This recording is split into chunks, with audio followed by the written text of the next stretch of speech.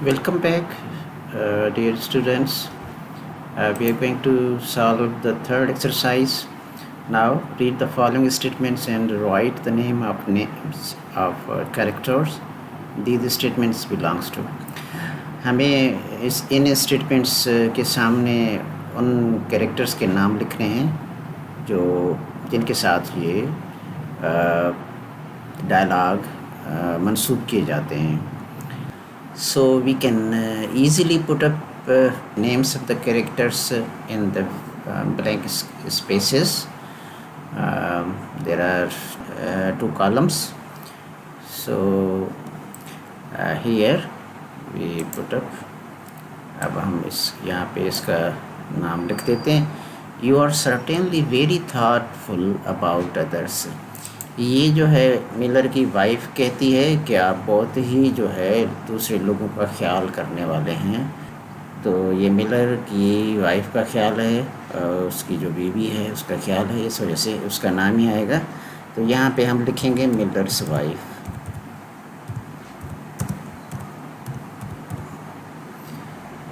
ठीक है. And the second one is but could we not ask little hands up here. अच्छा, अब ये जो है उसके बेटे का जो है डायलॉग है कि वो जब असल में विंटर की मौसम आती है, यानी उस टाइम पे जो है उसका बच्चा है, बिकॉज़ उसकी नेचर जो है बहुत ही इनोसेंट होती है और वो दुनिया के मामलात को इतना नहीं समझता, मटीरियलिज़म को और मफादों को नहीं समझता. तो इस वजह से वो अपने दिल से कहता है कि क्या हम लिटिल हैंड्स को यहाँ नहीं बुला सकते. तो हम यहाँ पे लिखेंगे मिलर्स सन. अच्छा, उसके बाद जो है थर्ड स्टेटमेंट है फ्रेंडशिप नेवर फॉरगेट्स. ये ज़ाहिर है कि ऐसे ज़ाहिर होता है ये एक किस्म का मकौला है या जिसको हम कहें कि कहावत टाइप जुमला है. और यही वो इस तरह के सेंटेंसेस हैं या जुमले हैं जिसकी बुनियाद पे जो है वो उसको मुतासर करता है लिटिल हैंड्स को मिलर. तो ये क्योंकि मिलर कहता है इस वजह से हम इसके लिए मिलर लिखेंगे. ठीक है, मिलर. तो ये मिलर के जो है ज़ुबान से जो अदा किया गया है कि जो दोस्ती है वो कभी भी जो है नहीं भूलती. ठीक है, तो ये इस तरह हम इन चीज़ों को देख सकते हैं. अच्छा, अब नंबर 4 पे है हमारे पास I wouldn't be unfriendly for the whole world.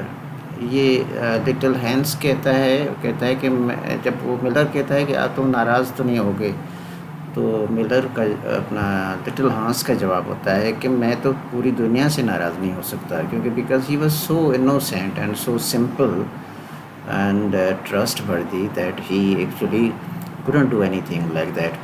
So he couldn't even think about that.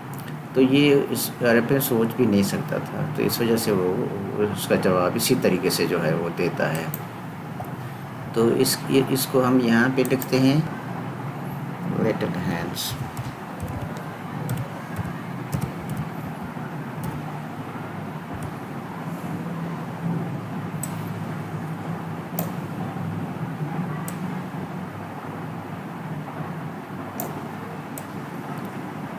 ठीक है, तो दिस इज लिटिल हैंड्स जो है ये कहता है.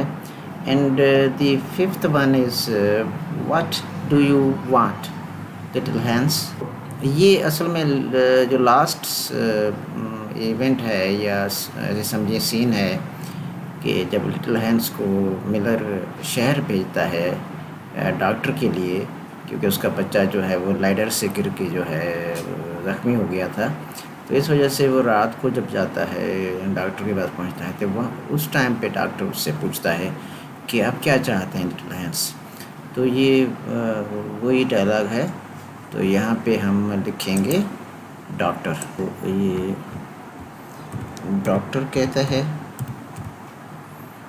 उसका डायलॉग है. तो इसको हम यहाँ रखेंगे। और जो दिस नेक्स्ट कॉलम है लॉस्ट, उसमें little Hans is certainly a great loss to everyone. Little है, ये जो डायलॉग है ब्लैक स्मिथ कहता है। असल में जब वो लिटिल हैंस जो है मर जाता है तो उसके जनाजे के बाद जो है वहाँ पे लोग जमा होते हैं, तो वहाँ पे ये डायलॉग कहता है, क्योंकि असल में मिलर जो है दावा करता है कि लिटिल हैंस की जो मौत है वो उसका सबसे बड़ा नुकसान जो है वो मिलर को हुआ है, यानी वो अपनी तरफ जो है उसको लेना चाहता है। लेकिन जो लोग होते हैं वो उनमें से एक ब्लैक स्मिथ भी होता है, वो कहता है कि नहीं, ऐसा नहीं है, लिटिल हैंस जो है ये सबका लॉस है। तो यहाँ पे हम लिखेंगे ब्लैक स्मिथ।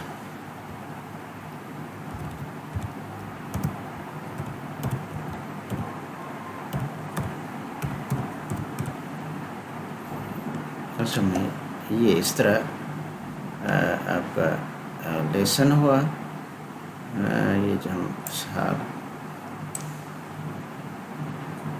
ठीक है, देखते रहिए और हम इंशाल्लाह नेक्स्ट एक्सरसाइज जो 4th एक्सरसाइज है उसको आपके लिए जो है ले आएंगे।